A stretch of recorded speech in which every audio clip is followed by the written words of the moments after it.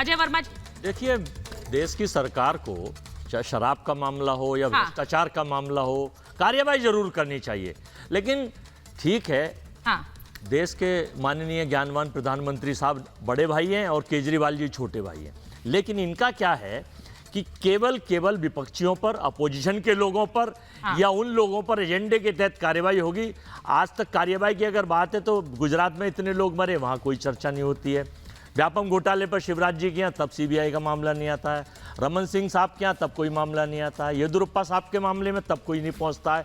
और तो और अभी यूपी के दिनेश खटीक एक मंत्री ने इस्तीफा दिया, आरोप लगाया भ्रष्टाचार का, वहां सीबीआई नहीं पहुंची। जतिन प्रसाद के ओएसडी को बलि चढ़ा दिया गया, वहां पर सीबीआई नहीं पहुंची।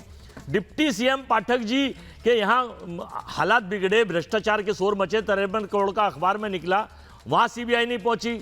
तो ये देश के लोग 140 करोड़ लोग में बीजेपी के आईटी सेल और बीजेपी के भक्त और अंधभक्तों को तो छोड़ दीजिए, लेकिन सारा देश समझ रहा है कुछ समय चिराग जलता है, जलने दीजिए इनको। लेकिन जब जनता सड़कों पे आ जाएगी इनके खिलाफ और मुद्दे आ जाएंगे तो पता चलेगा कि कौन कितना गलत है, कौन भ्रष्ट है, कौन कितना फंसा हुआ, कौन भ्रष्टाचार कर रहा है।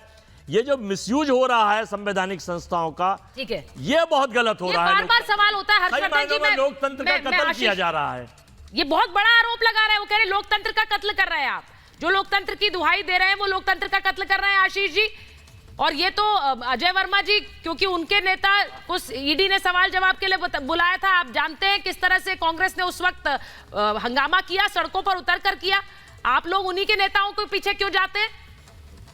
आप अगर अजय वर्मा जी के नीचे हर्षवर्धन जी को लीजिए प्लीज स्क्रीन पर, अगर उनका फ्रेम हटाकर अगर अजय जी के नीचे से नेता कांग्रेस हटाकर जरा रीना जी की विषय को भी रिवाइंड कर ले तो आपको लगेगा कांग्रेस और आम आदमी पार्टी दोनों एक दूसरे की एक ही बात बोल रहे हैं, एक विक्टिम कार्ड खेलने का ही प्रयास किया जा रहा है। आशीष जी को स्क्रीन पर लीजिए। अरे भाई, आप अपने आशीष जी बात रख रहे हैं, आप उन्हें स्क्रीन पर लीजिए। पहले मंत्रियों को बचाएंगे, उन्हें आप आपके देखिए यंत्र से धोखे सिद्ध कर देंगे, दूसरों पर आरोप लगाएंगे।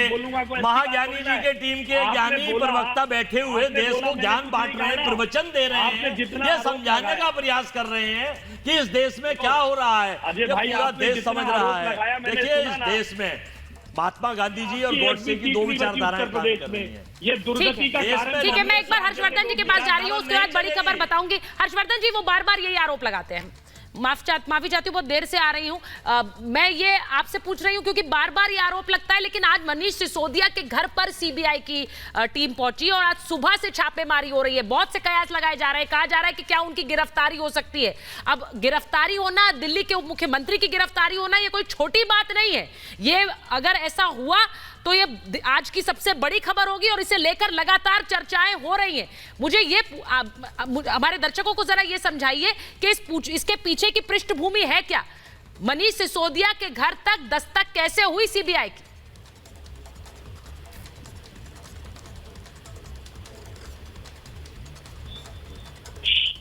हर्षवर्धन जी, आपको आवाज आ रही मेरी? जी सुचरिता, मुझे लगता है कि कम से कम इस मामले में बहुत साफ दिख रहा है कि मनीष सिसोदिया और पूरी आम आदमी पार्टी बुरी तरह से फंसी दिख रही है। क्योंकि अभी तक के जो मामले थे उनमें कोई विरोधाभास नहीं था।